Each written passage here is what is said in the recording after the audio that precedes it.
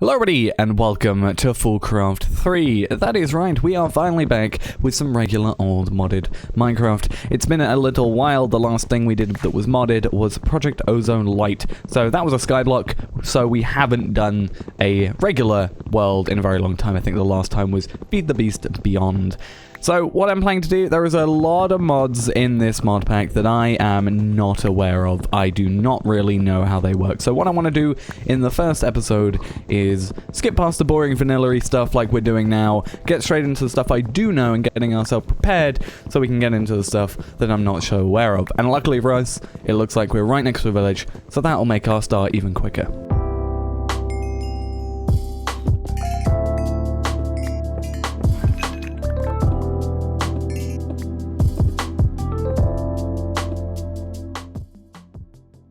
Okay, it's time to get some power generation and storage sorted out, but before we can get into that, we just need to get some iron, and we can use the furnaces at the blacksmith to speed up that process. And then we've got to go digging to bedrock because we need some grains of infinity in order to get the stuff for our basic capacitor bank.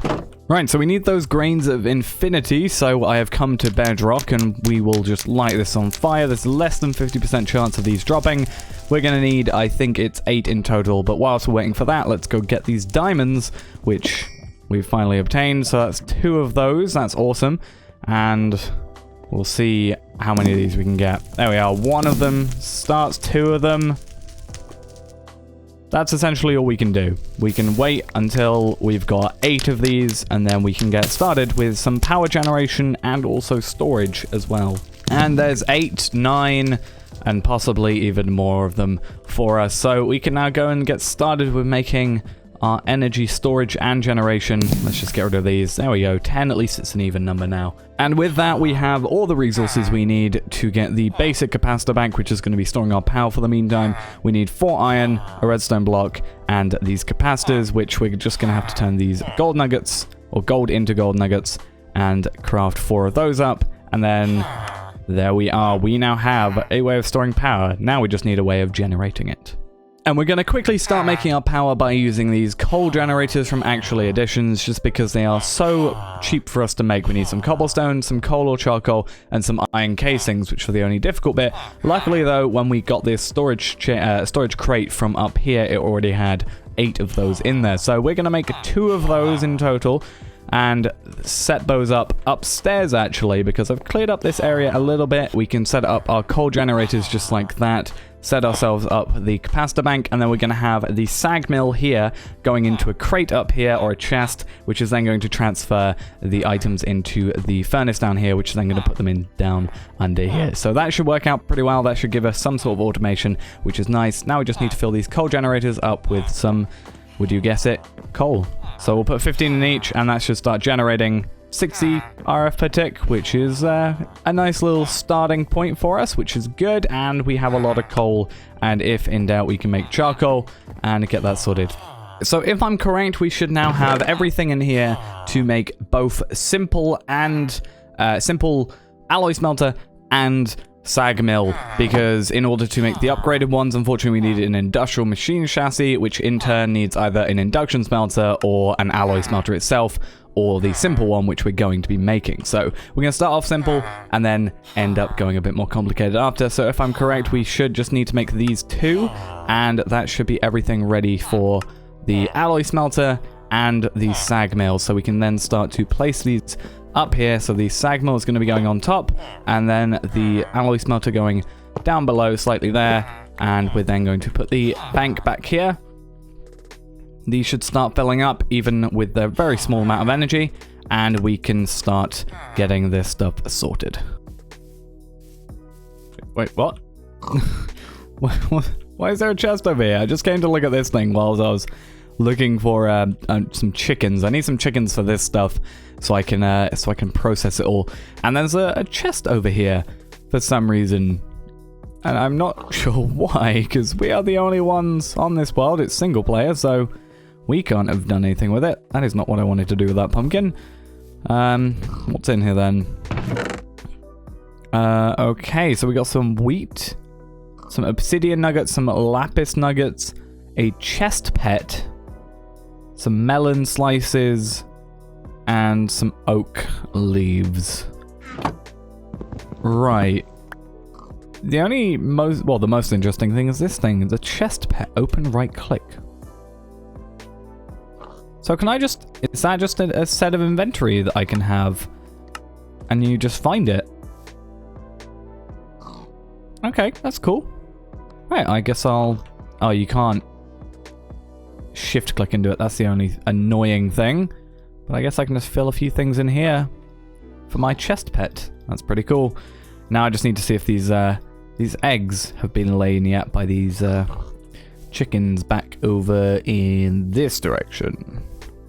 So in order to upgrade our sag mill and alloy smelter to their full versions, we are going to be needing to go to the nether, because in order to make this, we have all the stuff ready to make all of this.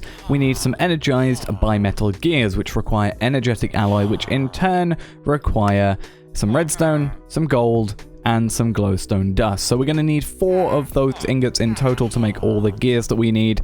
And in order for us to do that and get the glowstone, we can either trade with a cleric, which we seem to not have in this village, unfortunately. That would have been the easier way of doing it. Or we can go to the nether, which is going to be, well, it's going to have to be the way we do it, unfortunately, because as I just said, we've got no cleric here, or at least I cannot find one. Maybe I'll just have a last sweep around, but as far as I'm aware, there's no cleric, and if there isn't a cleric, we can't trade for glowstone, and then we actually have to physically go and obtain it. So we have all the obsidian now. What I'm just going to do is set up a little platform over here where we're going to have our portal set up, and we're just going to set it up the 3x3 way, just because I personally think that's the nicest looking way to do it. I don't like the 2x3 version, so there's that. Let's get it lit up, and off to the nether we go, and we're going to go grab some glowstone, and then pretty much just come straight back, and then once we've done that, we can get these 2 machines upgraded fully. So we've been quite lucky. There is a lot of glowstone already available for us. This nether roof looks really weird. It looks like there's some sort of stuff growing beneath it.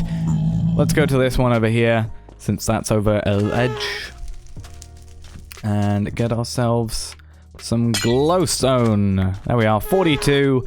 We only actually need 4. So yeah, that's more than enough. Let's get even more than enough with this lot up here. There we are. Now we've got 84 in total. So we just doubled the amount we have. As long as we don't get shot by that ghast, then we're home scot-free.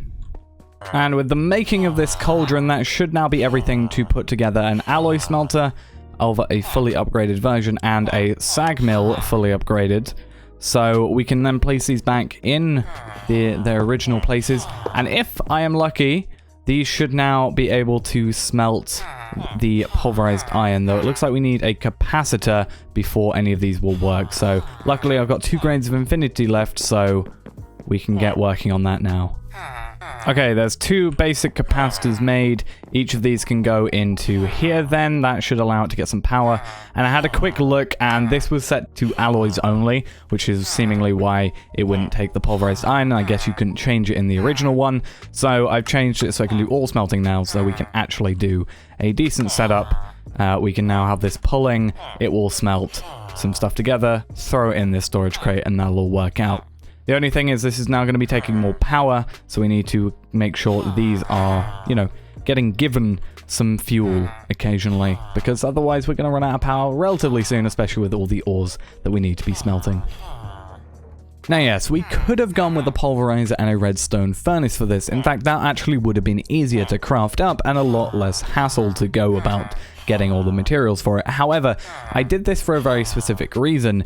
Basically, I need a sag mill, because the pulverizer, unfortunately, cannot turn wheat into flour, or at least from what I can tell, it doesn't seem to be able to. As you can see, this item is disabled. So we need to go to the sag mill to get flour, which we can then smelt into bread. And this is where a trivection chamber with a redstone furnace would be great, because that would then double the output of bread, and then we can use the redstone furnace, and in this case use the trivection chamber again to double our output again to 2 toasts. So from 1 wheat we would get 4 toast. So I still need to go about making a redstone furnace and a trivection chamber. However, I need to get some silver together and also some electrum, which shouldn't take too long. We can do that next time.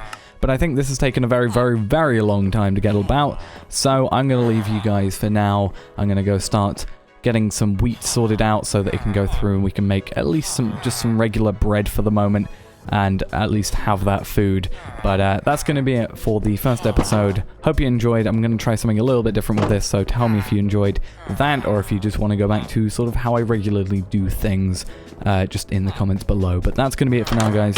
Thanks for watching. Hope you enjoyed, and I'll see you next time. Bye-bye.